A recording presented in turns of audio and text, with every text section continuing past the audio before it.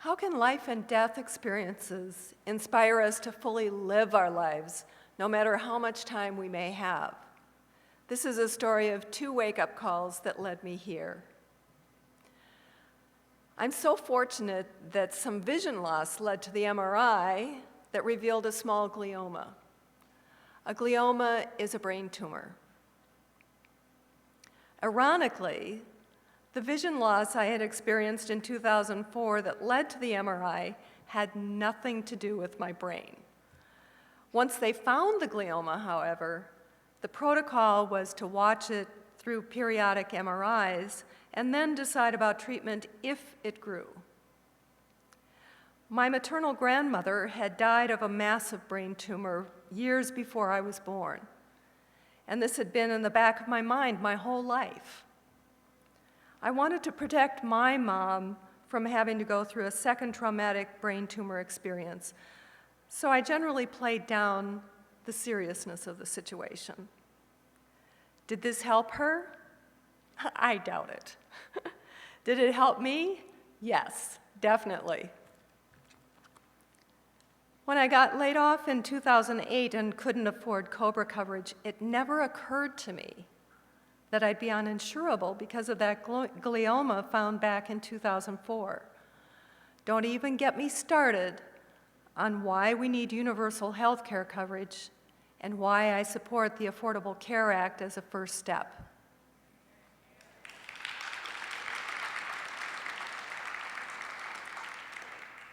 At the end of 2009, the stimulus package COBRA assistance allowed me to take advantage of my last several months of COBRA coverage, and I immediately made an appointment for a complete physical.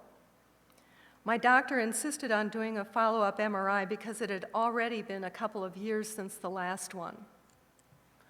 I went alone to meet with the surgeon for what I thought would be another routine MRI report. However, the tumor had tripled in size, now the size of an egg, and my surgeon said it had to come out. I was stunned and speechless. Fortunately, the tumor was in the right frontal lobe, making it easily accessible, and I had the best type of brain tumor to have. It was somewhat rare and very responsive to treatments. Then my husband's retiree insurance expanded because of the acquisition of his former company, and I became fully covered by his insurance. When I went through my brain cancer experience, I was in denial for much of the time. Believe it or not, I was shocked when my oncologist corrected my view that my tumor wasn't cancerous. Even then, I was determined that this brain tumor situation wasn't going to define who I was. Despite all that's happened, I still don't fully relate to the idea of being a survivor. Sometime between the brain surgery and year of chemo, I had my first wake-up call for my second act. If not now, when will I finally complete coach training so I can do what I love full-time? Shortly after that wake-up call, the perfect coaching program popped up through a conversation with another coach. I checked it out and started coach training toward the end of my year of chemo. It was transformative, both personally and professionally. What a great way to stay focused on what I wanted in my life rather than on fears about what I didn't want. I believe my coach training and coaching experiences made a huge difference in how I responded to and recovered from my treatments. I became a certified coach and focused on executive and career coaching, which were in line with my human resources and consulting background. Even though I loved coaching, witnessing my clients experience transformation in their lives and careers, my coaching specialty was elusive. What unique perspective did I have to contribute?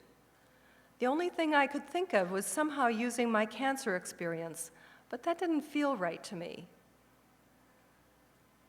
Then at the end of July 2013, my brother Jeff was diagnosed with late-stage pancreatic cancer and given weeks to live. And live he did, pretty much on his terms. Always a practical guy, when Jeff was still in the hospital for massive blood clots in his lungs, he asked if the chemo treatments they wanted him to pursue would extend his life or improve the quality of his life. The answer was no. So he said, "Okay, untether me, I'm out of here. I have things to do."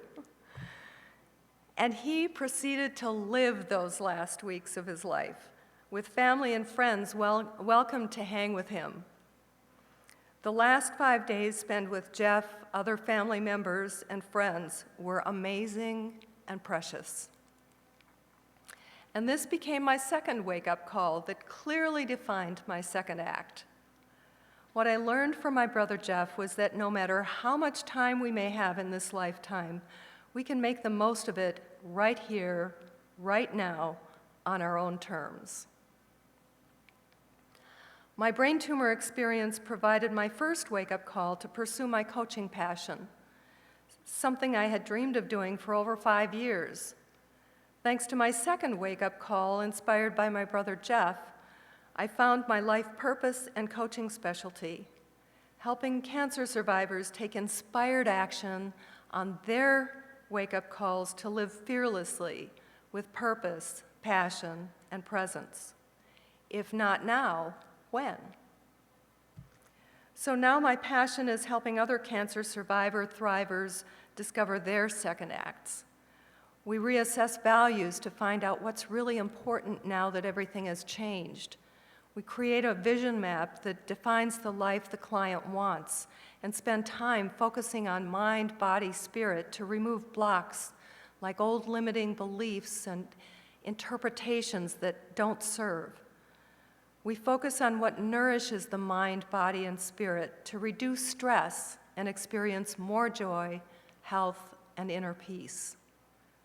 Living fearlessly with purpose, passion, and presence doesn't mean we don't occasionally experience fears. It means we move beyond the fears to fully live our lives, whatever that looks like for each individual, no matter how much time we have.